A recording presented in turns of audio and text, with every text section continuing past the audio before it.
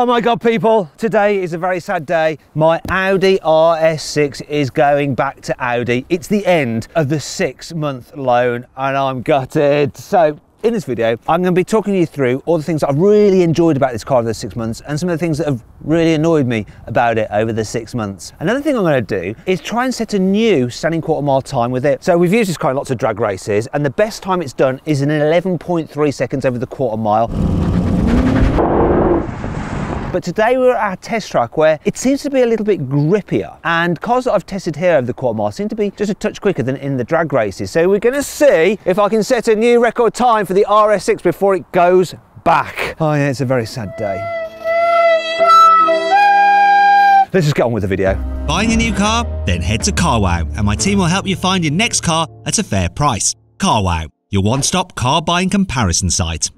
The way this video is going to work is that I'm going to tell you something I really like about this car, and then I'm just going to ruin everything by then start moaning about something that's related to the thing I like that I don't actually like about it. Yes, I'm a miserable person from the Midlands, and that's the way we are. So let me start off with the paint scheme, because I love this green paint. It is amazing and it works really well with the brown interior. Contrasts are lovely. Regardless of what anyone says, I think it's awesome, and I've grown to appreciate it even more than when I first spec'd it. In fact, I like it so much I got some driving gloves from Dents to match the interior. The thing that I find annoying is this paint scheme. It's not really available on the RS6, so you have to go through the Audi special paint scheme, which means it's a £3,000 extra.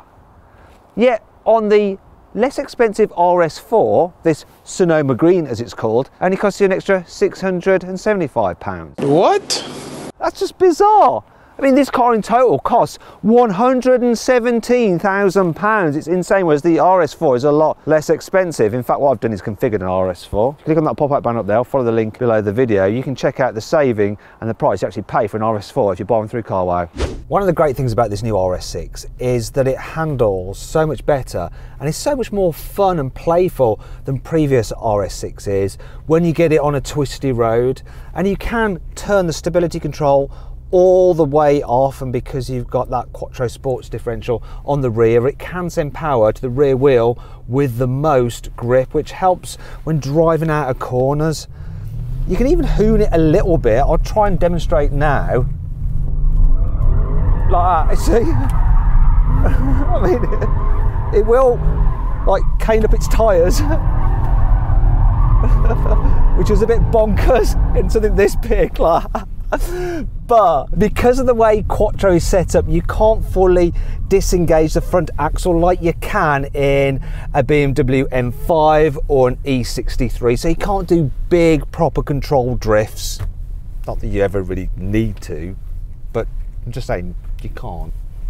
Now if you want to see me doing big drifts in an M5, then click on the pop-up banner up there to go watch that video. I've really loved the interior design of this car. The quality of the materials is exceptional. The seats are comfortable. Everything's laid out nicely. It's easy to use. I was a bit worried that I might get a creak or a rattle from behind this dash because it's made of hard plastics, and I had an A7 on loan which had a rattle. I've also had a couple of people contact me saying that they have an A6 with a bit of a rattle behind the dash, but no problems here at all on this particular car. But there has been a weird annoying noise on it that I've never been fully able to isolate, and it's been coming from like the rear corner. I don't know whether it's near the shock absorber tower or something like that, but it's a weird like kind of like a trapped monkey that's having a very low level conversation. Maybe that's what it is. There's like a chimpanzee somewhere in the back there. But anyway, I don't know what it is. It's when you go over a bump, it makes that noise. It's not been bad enough for me to take it back to Audi to try and get it fixed, but it's always just been there, occasionally just piping up. Weird. I really love the look of the 22-inch alloy wheels that you get on this car. Make it look totally badass. But you might think they bring two problems. The first would be rubbish ride quality, but it's not true. This car actually goes over bumps really, really well. It's very comfy. The other thing you might imagine is that these would be so easy to curb. Yet in 6 months, I haven't curbed a single wheel, which is quite unusual for me. Regularly I have to drive into a car park which has a very narrow barrier and there's kind of width restrictors, which is very scary, but because I've got all-round cameras, I haven't managed to scuff the wheels. Now the other day I did actually go up the curb and drop back down, and I was convinced I'd like damaged the alloy wheel, but because the tyre actually sits a little bit proud, it sort of acts as a little guard. I got away with it. There is one problem though with such big alloy wheels, and that's you need big tyres and they're super expensive. I got a puncture in a rear tyre. They're 300 quid to replace a tyre for the rear corner, and that's on a budget tyre site as well. One of the options you can fit to this car is the Tour Pack, and that includes adaptive cruise control, so it'll do that thing where it'll use radar to keep you a safe distance from the car in front and auto steer to keep you in lane. Now, on certain models like a Toyota Yaris for instance, that setup is standard, but you do have to pay quite a lot to get it fitted to this Audi, which seems like a bit of a rip-off on a car that costs, you know, £100,000. What's really annoying though is that you can't get massage seats, and really on a car such as this, at this price point, you probably might want to spec, or at least have the option to spec massage seats. And it's been a bit annoying that I've done loads of miles in this, and the previous car that I had, a Mercedes-AMG G63, that had massage seats, and I always had them on. In this, I've missed not having them. Now, if you want to see my full in-depth video review of what my time was like with the Mercedes G63, then click on the pop-out banner up there to go watch my video on that car. I'd like to give you some insight on what this car's been like to give people a lift, but because of COVID, I haven't really given anyone a lift in this car. I'm sure they'll be happy in the back because there's loads of room. The only things they might complain about is the fact that these sports seats do block your view a little bit when you're looking forward. And it's a bit of a shame that the panoramic roof isn't full length glass. You have to have this extra bit here, which I assume is for bracing, but who knows? COVID. No one's been in the back really. There we go. As standard, the Audi RS6 comes with air suspension, but if you have this car, which is the range-topping Vorsprung, which gets all the bells and whistles, you then get the upgraded Audi Sport suspension, which switches out the air springs for normal coil springs, as well as adaptive dampers. So you can still change the stiffness of the ride, but with core springs, you just get a slightly better dynamic capability through the bends, which is great if you live out in the country and regularly go for a black down a twisty road. But if, like me, you live in the city, then air suspension is actually preferable because you get that lovely soft floaty ride and it just adds to the air of luxury. Annoyingly, you can't mix and match the suspension systems. So if you have the range-topping Vorsprung, you can't then have the air suspension. Reason is that for WLTP regulations, Audi has had to basically bundle up lots of its options together into packs so that it can actually get the CO2 ratings for the car and blah, blah, blah, blah, blah. As a result, there's less ability to tailor your car, your latest Audi, than you could in the past. And that's just a little bit annoying as far as I'm concerned.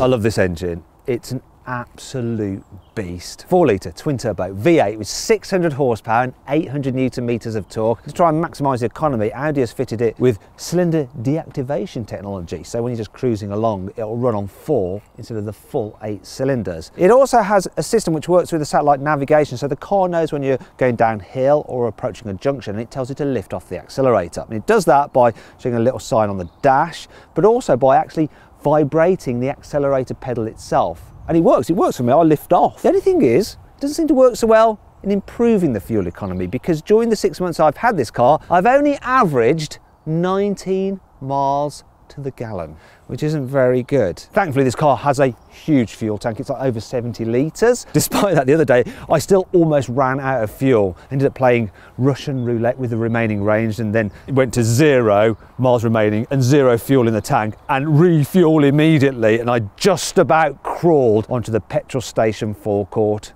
It was a little bit like squeaky bum time. Some parts of this car are really well thought out. Now, I know you have the climate controls through a touchscreen down here, but it's not as bad as some other climate control systems which are operated through touchscreens, because when you press, it does click and vibrate like your mobile phone. But the best bit is that you can actually rest your hand, the heel of your hand, on the gear selector and then operate it quite easily when you're driving. But then there's some other bits which aren't so well thought out, and one of the biggest problems for me, the cup holders.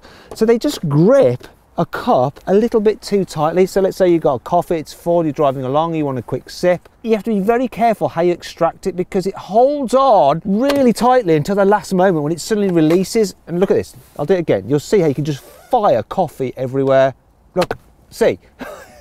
I've done it a few times, believe me, then you end up having to clean up the interior. Another thing that's a bit annoying is this. So I've got a large mobile phone. When you plug it into the charging cable like that, the actual area for it under there isn't quite large enough, so you end up sort of like bending the cable a bit and stressing the cable, and eventually if you drive along with that shut down, it damages the cable. I've been through so many cables because of this car. The brakes on this car are really good, so they're quite smooth, progressive, they're not grabby when you're just driving around town, yet they are super powerful. And what I'm going to do now is show you just how powerful they are by braking from 70 miles an hour with an emergency stop. See how short a distance I can stop in. Bearing in mind this car weighs over 2 tons. Let's see what it'll do.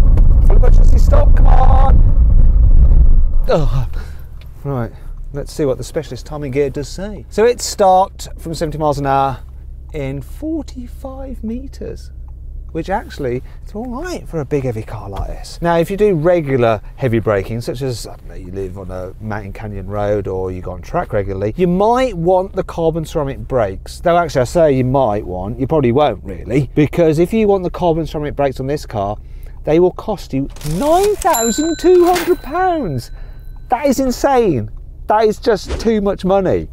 I mean, Audi's terrible anyway for the price of its options. For instance, even if you just want to paint your brake calipers red, just a bit of paint, 500 quid, £500. This car has loads of safety tech to prevent you having an accident, such as blind spot monitoring. So if there's a car in your blind spot and you go to change lane, this will flicker here, flashes a light up, and there's another light there to warn you. There is a problem though with the actual design of this door mirror housing, because the way it extends there, it actually reflects ever so slightly in the mirror itself, and so when you're driving at night and you've got street lamps and headlights from other cars, you get like a little flickering as the light bounces off there into that part of the mirror, and so you think there's another car just there right next to you, so you're constantly doing a double take like that, and you should really be just concentrating on driving forward. One of the great things for me about this car is just how easy it is to live with and drive every day. It's super comfy. I've got the car set up so it's pretty much got the drive system in balance, because I don't want it holding too high a gear unnecessarily. After all, you don't really need to, because this engine has so much torque that when you put your foot down it just flies anyhow. I have the engine sound in pronounce, so it's nice and noisy because I want to enjoy that V8. I have the steering in comfort because I want it nice and light. Yeah, that's how I like it. Oh, I do have the differential in dynamic because I want it to still like have that sporty feel when you're coming out of bends, really driving from the rear. And I have that set up in this RS mode button as RS1, so I can just press this button once and it sets up those modes immediately for me exactly as I want it, and that's generally how I drive around. And it is easy to drive around. It is a big car, but because you've got rear wheel steering as standard, it's actually quite manoeuvrable. It's all great, it's super easy to live with. Problem is though, that I end up just driving this around like I would a normal A6. I just mainly coast, just doing the speed limit because it's relaxing. You just don't really bother to thrash it that much. So most of the time, I may as well just be in a blooming Audi A6 2-litre diesel. Really? It's a bit ridiculous that I have this car with all this potential and I hardly use it. Then sometimes I come to overtake someone and I put my foot down and like, boom, off we goes. Oh yes, it's the RS6. It is the RS6, but I just don't use it in a way that is all that RS6 most of the time. Seems like a bit of a waste. The technology you get in this car is really very good. So the infotainment system is easy to use. You've got high definition responsive screens. There's also, of course, Audi's digital driver's display, which is lovely, very clear, and of course you can get this widescreen mapping with it. The only problem is that I don't use any of the inbuilt systems. I just plug in my phone and then use Android Auto. Reason is I prefer the Google Maps with the actual traffic that you get with Google. I've got my Spotify then, and then I can make the most of the banging Bang & Olufsen stereo, listening to exactly what I want, and I can control it with voice commands that do actually understand exactly what I'm saying, because Google's voice commands are way better than the built-in ones you get with Audi. The problem with this though is that when you're using Android Auto, it isn't replicated there into the digital driver's display, which is annoying. Yes, you can look at different tracks that you're listening to on Spotify and skip them, but you can't use the mapping or the sat-nav. It'll only use Audi's own inbuilt sat-nav system, so it's a shame. It's gone to waste then. And I just won't use Audi's system because I just think the Google one is better. Sorry Audi, it's true. You need to fix that. Just get them synced up, please. Can't be that hard, right? When you're driving along and you've got the car in sports mode and you accelerate, this thing sounds incredible. The trouble is you tell your friends about that and so they want to hear it, but of course they can't come in the car with you because of COVID, so all they get to hear is what it's like when it's stationary.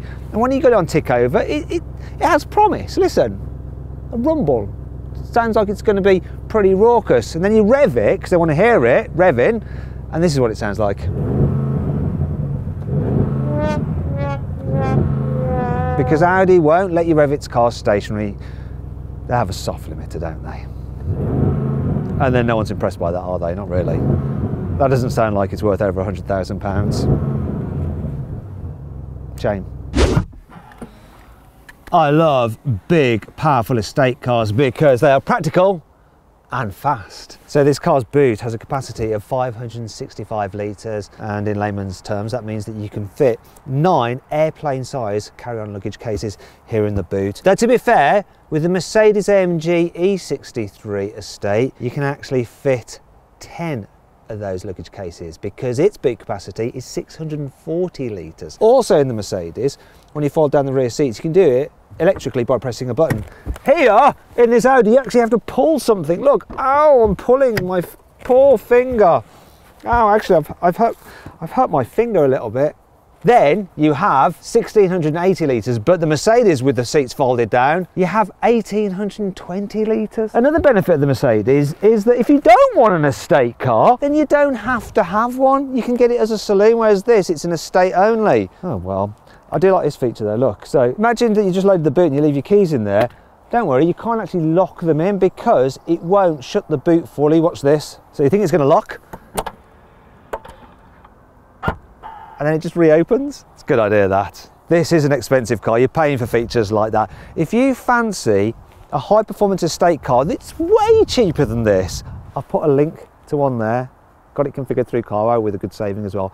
Click that link, you'll find out what that car is. It does a very similar job for a lot less cash. I think the design of this car is incredible. Audi's designers have done a fantastic job.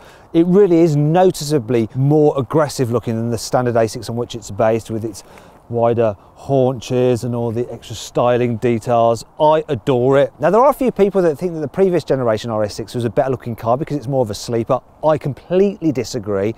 One of the reasons why I would have this over an M5 or an E63 is because I think it looks better. Lewis, who's behind the camera, actually prefers the look of a Porsche Panamera, don't you, Lewis? Yeah, I do.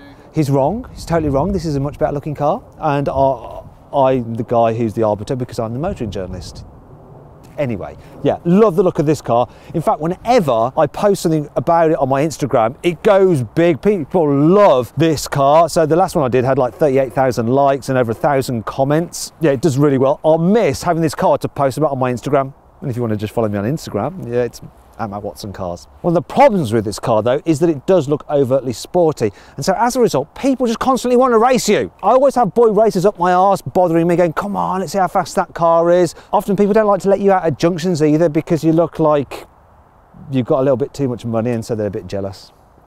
That's the downside of a car that looks like this. Finally then, I'm going to launch this car, see what it'll do 0 to 60 and over the standing quarter mile, and seeing as I'm going to do some serious driving, I better get my serious driving gloves back on. The best quarter mile time I've had out of an RS6, which is 11.3 seconds.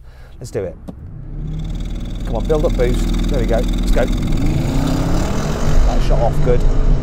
Felt good. 0 to 60, 3.03 seconds. What's going to be the quarter mile? Come on, can you beat 11.3? This is the quick track. No. Bang on, 11.3. Match the best time ever in the RS6. I guess I'll take that. A few moments later. I decided that I'm going to try and give it another go. Launch control, here we go. Full boost. Come on. Oh, 3.01, we might do it. Come on. Get the 11.2s. Come on. 11.27. Yes, we have a result, people. We have a result. 11.27. 11.87. Well done. Beat my best ever time. Now, it's still not as quick over the quarter mile as an E63S or a BMW M5 competition. It's just not quite. When you launch those cars correctly, they can do a little bit quicker. We're talking a tenth or two of a second. In fact, if you want to see a drag race between the RS6 and those cars, put a link just up there, click on that, you can go check that out right now. So then, what's my final verdict on the Audi RS6? Should you avoid it? Should you consider it? Should you shortlist it? Or should you just go right ahead and buy it? Well, do you know what? My verdict is exactly the same as when I first test drove this car over a year ago on its official launch in California, America. It is go right ahead and buy it. In fact, by spending 6 months with the car, I've actually loved it and appreciated it even more. It really fits my lifestyle extremely well. And if I didn't do this job and I had the means, I would definitely buy an RS6 as my daily driver. It's got to go back to Audi. But my sadness is short-lived because I'm getting a new daily driver and it's going to be green just like this one, but a different car. And if you want to know what that car is, I'm going to flash up a very quick clip of it. And if you want to see what it is, you've got to hit the pause button at the right time. Anyway, here's the clip. Do you get what it is? Yeah, if you did, you're probably telling everyone else in the comments. Please don't do that. Just spoil the surprise. If you didn't get it, then you have to wait until I do my hello video on that car soon. Now, this car is actually going back to Audi at the end of the week, and this is my very last time of filming with it. However, I have filmed quite a lot of videos with it already, which are still to be edited out, which will come out after this video. So you may still see this car on this channel a few good times yet. Hope you all enjoyed the video. If you did, please give it a like and leave a comment, even a rude one, because it all helps in the algorithm. Now, if you want to watch some more videos featuring this fine car, click on those windows there. And whatever you do though, do not click on that box there. Don't do that. It's really bad if you do. Don't do that.